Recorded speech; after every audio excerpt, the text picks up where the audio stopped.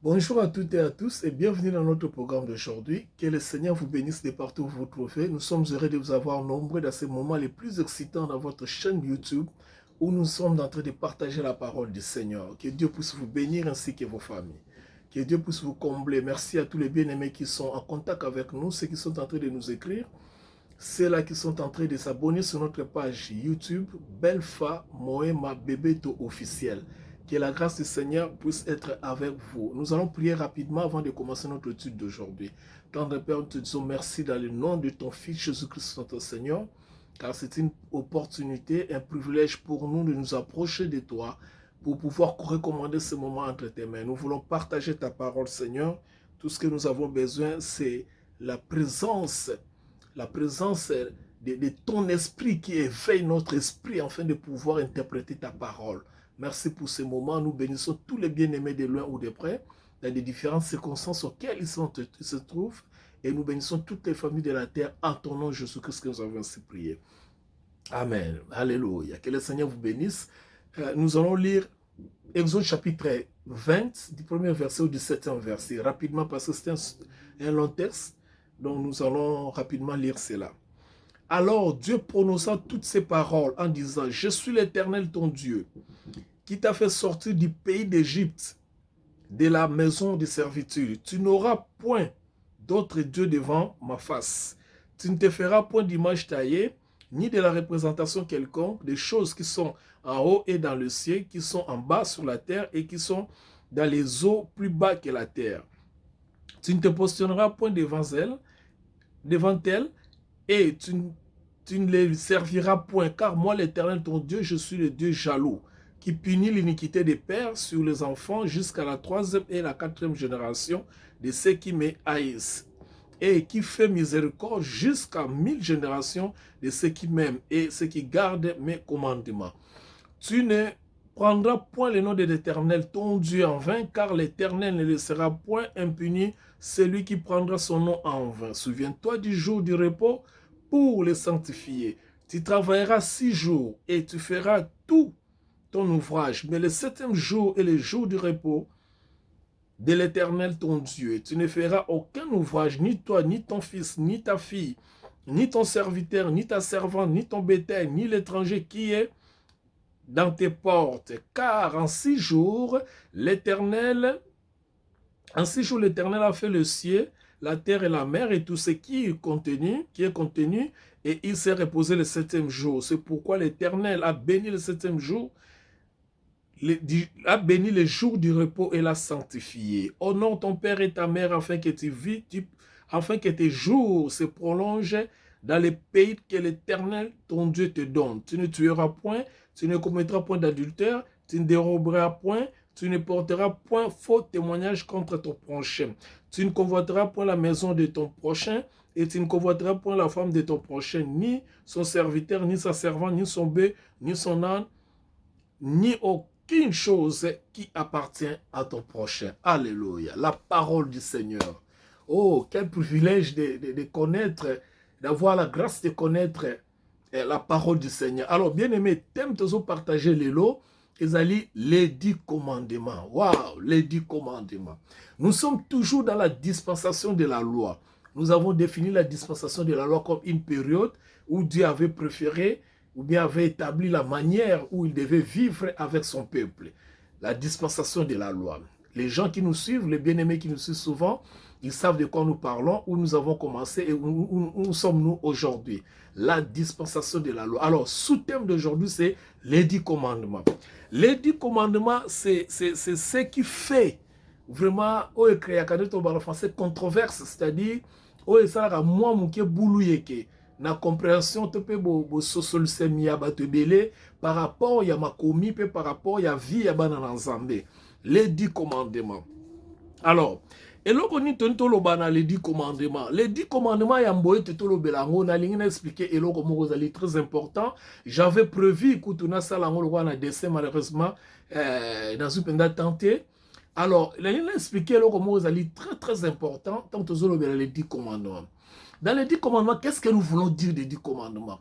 D'abord, esengeli eloko to yebezali nini? Ezali ete soki ozotanga Bible, il faut pas que ça la différence dans chaque période, dans chaque dispensation. C'est ça la grâce que nous avons eu, l'avantage que nous avons eu de comprendre la pensée de Dieu selon l'approche dispensationnelle, c'est-à-dire kolandisama ba etango nyonso tango na tango ndenge makambo ezalaki ko évoluer pe ndenge nini nzambe azalaki ko évoluer na bana na ye parce que batango ezalaki kokeseni. Et le Seigneur te bani na yamboto banda pena okota na mozindo ya 10 commandements. Dieu nous fasse grâce to lo bela pena attendre na préparer yango au cas où tu préparer tenter on en parlera même prochainement.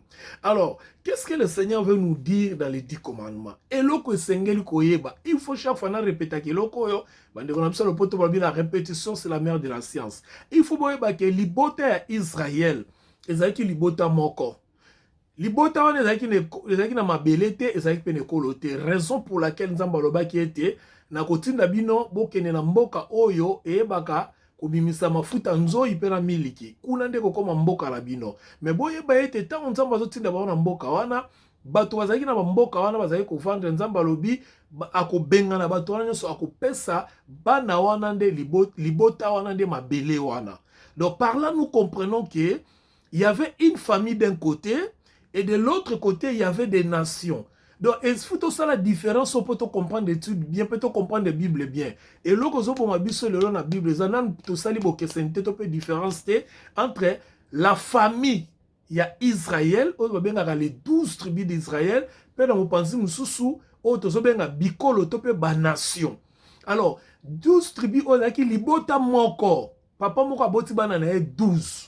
Na bana na 12 bazalaki ya liboso ya ki Ribe, ya mi bale Simeo, ya mi Satu Levi, ya mi Juda, ya mi tanu ya ki Zebulon, ya 6e ezalaki Zakar, 7e ezalaki Dan, 8e ezalaki Gad, 9e ezalaki Aser, 10e ezalaki Neftali, 11e ezalaki Joseph, pe 12e ezalaki Benjamin. Bana wana 12 bango so oteke pa ya papa moko bazalaki libota moko. Kasi tango bimi plus tard nzamba linko comme ça bango bakomi libota wana moko, chaque libota ekomi neti to benga wana na lingala to na ite sona ba to ba na français comme le la tribu, hein, libota ne comme tribu donc mwana liboso comme tribu, mwana mibala comme tribu tina mwana ya suka bo bango ne solo ko ba koma ki ba tribu ko sangsa bango nde bango bazo benga bango les 12 tribus d'Israël, c'est-à-dire bikolo zomi na mibale oyo ya bana ya Israël.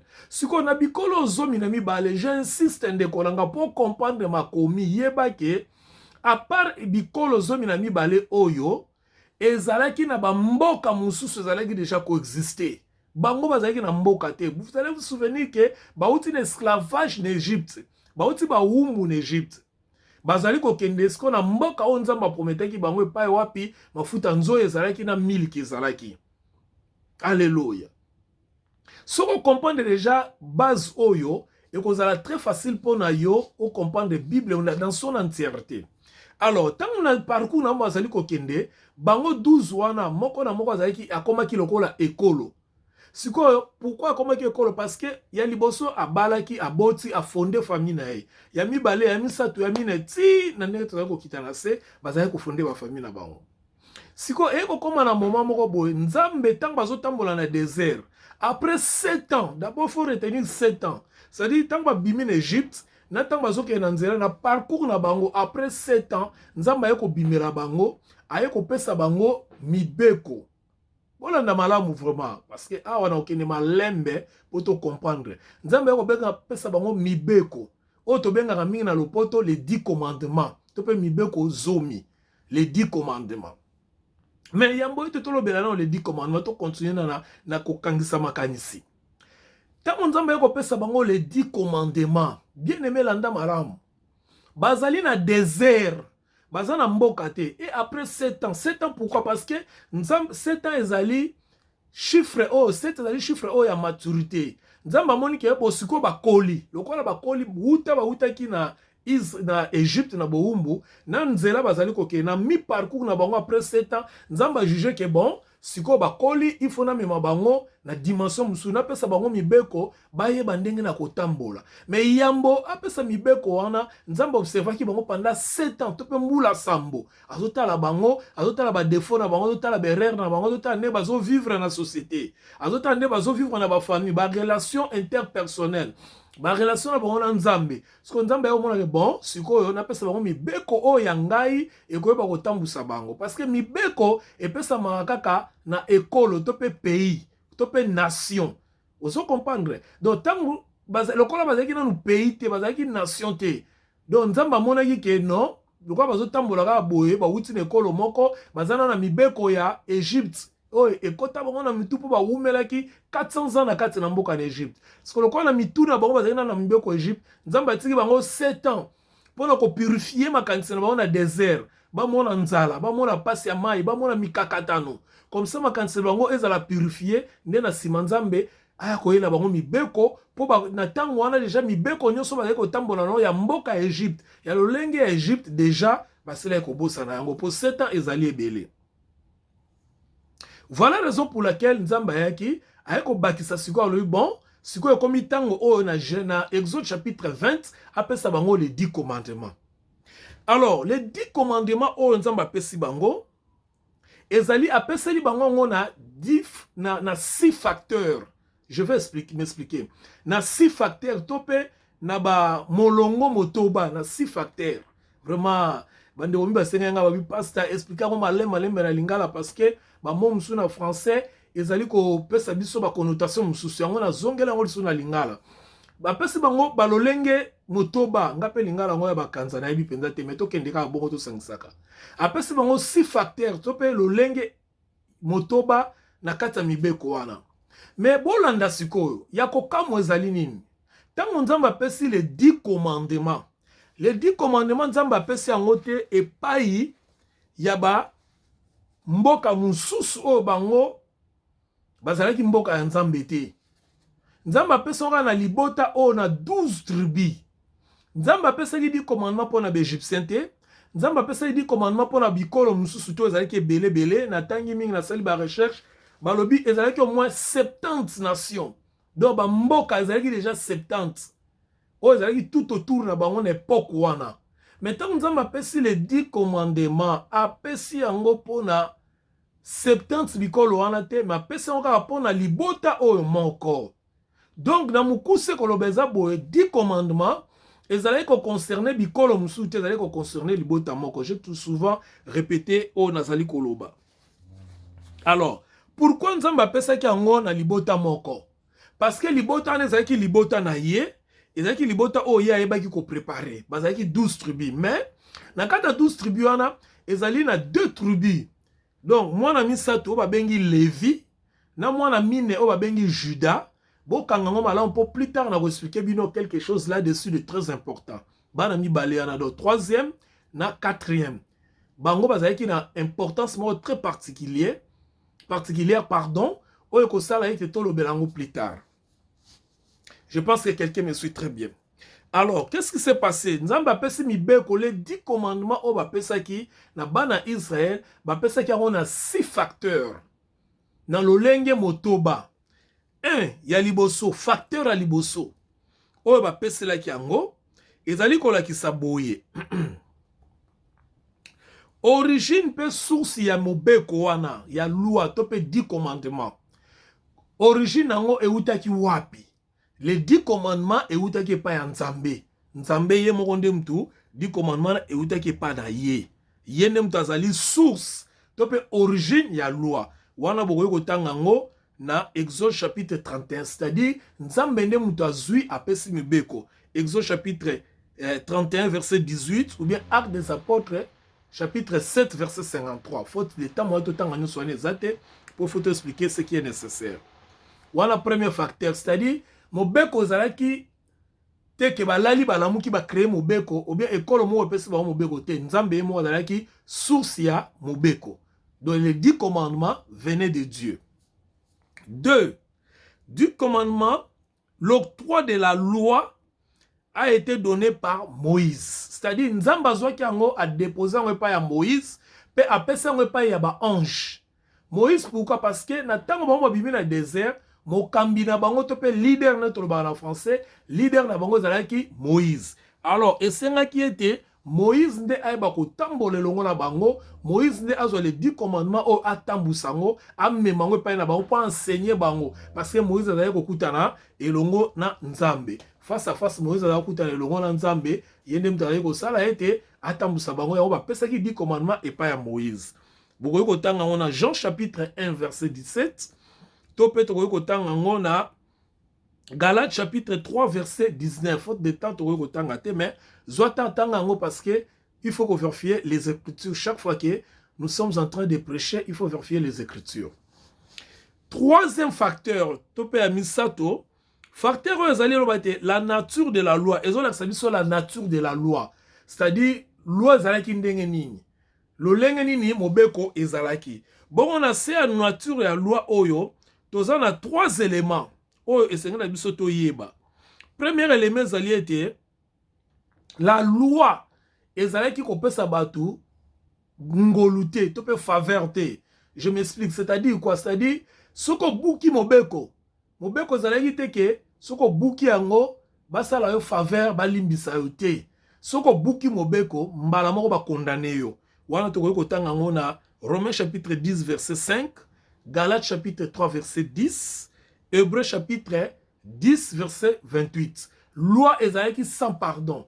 Yango par exemple boromona balobi ete mwasi moko bakangaki ye na adultère. Alors lokola adultère ezalaki interdit, il fallait ba bambe mabanga ba lapider parce que na mobeko ezalaki so bakangi mwasi na ekobo mbala moko fuba bamba ye mabanga. Alors loi ezalaki kolimbisa te. Donc loi ezalaki na mawata mokete ndenge ezalaki na nature nango ezalaki na grâce te. Wana ezali premier point A, na c'est la nature et la loi. Deuxième nature et la loi, il faut retenir très bien biloko. La loi était sainte, était juste, et la loi était bonne et spirituelle. C'est-à-dire quoi? Loi ezalaki mosantu. Po eutaki pa ya mosantu. Omoni, eutaki pa nzambe ne tolobi, nzambe aza mosantu. Loi ezalaki juste. Pourquoi loi ezalaki juste? Parce que loi ezalaki kosala ete mobeko ezali kosala ete esangisa batu. Batu bazala moto moko, batu ba comprendre que limite nange suki awa ya yo bandi awa. Omoni ezalaki juste, pe ezalaki malamu parce que ezalaki ko réguler société. C'est-à-dire comment la société ndenge zo tambola, omona ke lokwa mibeko ezali tika to banga mibeko. Par exemple, les biso tozala ba mboka oyo eza développé, okomona ete mibeko ezali ndenge zo tambola na nzela tozala mutuka atozala makolo mutu na mutu yebi bisika mobeko na eza ebandi pe esuki pe ayebi bisika musika ya mususu ebandi pe esuki. Respect ezali pe loi ezalaki spirituelle parce que la loi ezalaki na esprit. Toko expliquer ngo plus tard. Wana boko kotanga ngo pe na Romains chapitre 7 verset 12 à 14. Donc mutu azalaki ko violer loi, azalaki mutu bazo bomaye. Alors, troisième élément, le point C, na kati ya nature, la kati ya nature de la loi était une unité. Hein? La loi était une unité, c'est-à-dire quoi? C'est-à-dire, mobeko zalaki ko sangisa batu. Ezo ko identifier batu, c'est-à-dire, bazo mona ke, nenge biso to otamwa na mibeko na biso, na bikolo musunde bazo tambola yo lakisake biso to a famille moko. Zomona. Donc biso nenzamba pesa eli biso eza différent na ba bikolo o po biso to famille moko. To utse pa ya papa moko bien que ba maman différente, mais to utse pa ya papa moko. La ki si te nzambe ya papa na biso o apesa biso mibeko yende mutaza ko tambusa biso. Et lo lengi aza ko tambusa biso ezola ka ete toza mutu moko. Wana to ko tanga ngo pe na mokanda ya Jacques chapitre 2 verset 10 à 11. Ezola ka ke baza mutu moko parce que ba uni na mobeko moko. Donc, mobeko uteke pa nzambe. Donc, les 10 commandements, jusqu'ici, et pesamaki, na lolego nazali ko la kisabino. Quatrième élément maintenant. Donc, quatrième, comment dirais-je? Quatrième facteur, il y a mobeko, il y a 10 commandements. Quatrième facteur, nango zali. Ezala ki pe na effet. Donc, la loi avait des effets. Les 10 commandements, ezala ki na ba effet nango. Fait à 10 commandements ezalaki nini. Point A. La loi déclare la culpabilité de tous. Ya liboso.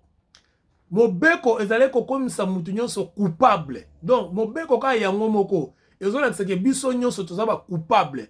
Donc tozo vivre na kati ya culpabilité. Pourquoi? Parce que motunte azalaki capable ya ko respecter mibeko. Donc lelo kaka olinga te na 10 commandements wana oko fini par kokweya. O fini kokweya na moko. Bongo siko so kwei na moko kaka. Okomi coupable ya nyonso. C'est comme ça la loi. Donc loi ezalaki te ke o ndenge balobi yo yibaka te. Ye kuna abomaka te, ye alulaka te, ye asalaka ekobo te, mais ezali kaka soko sali moko oza coupable ya nyonso. Wana koki kotanga ngo pe na mokanda ya Romains chapitre 3 verset 19. B. La loi ne justifie personne. Mobeko ezalaki ko justifier mutu te. Donc les 10 commandements ndenge ezalaki wana ezalaki ko justifier mutu te. Soko sali mabe ba condamner yo. Donc ezali na tente ke ba justifier yo. Donc soko mabe osalani ba condamner yo. Wana okoki pe kotala ngo na mokanda ya Romains chapitre 3 verset 20. Tango otanga nde ezozala te po tango ozali pena te. Le point 16 était la loi ne donne pas la justice ou la vie. Donc la loi ngo ata otosi yango ezali pe kopesa motuteke comme ça yo sembo. Pourquoi? Parce que so otosi yango lelo kangi motema nyonso 10 otosi yango lelo mais lobby au fini ka kokoya. D'où on a juste été devant la loi. Mais la loi d'ailleurs qu'on peut ça la vie. Les 10 commandements d'ailleurs peut ça bon moïté. Parce que sous kananyon so ozo koya kaka. Okoto sa lelo mais lobe okoya. Oto sa lobi kuna lobe okoya. Nyon so on a expliqué parce que liboso mikolo koya na ngolo nzambe ezana kamsu to komona et ça très important. Et wana to komona on a Galates chapitre 3 verset 21. On te dit que la loi ne donne pas la vie. La loi ne justifie pas. Mais il y a sous que la loi est établie comme tuteur, pédagogue jusqu'à Christ. On est dans l'Ingamingi, Galates chapitre 3, verset 24. Bon, le Bible, si quoi, la loi on peut s'arrêter vite. La loi on va rebomaka, condamner, justifier à côté. Ce que la loi a été donnée comme tuteur, comme pédagogue pour nous conduire jusqu'à Christ. N'expliquez qu'on la fois passée. De pesaki biso, ba pesaki nzamba pesaki mobeko pour être eba kotambusa bato kino mokolo Yesu Masiya akoya. Tango Yesu Masiya akoya na système mususu. Akoya na dispensation mususu oyo kosala ete ko ici loi pe bato bakoti na kati na dispensation wana. Donc loi azali lokola pédagogue, o azali kotangisa bino, pédagogue azali moto azali kotangisa bino. Na sina expliquer makambo nyonso la fois passée. Donc retenez ceci. Donc qu'est-ce qu'on a 5e point?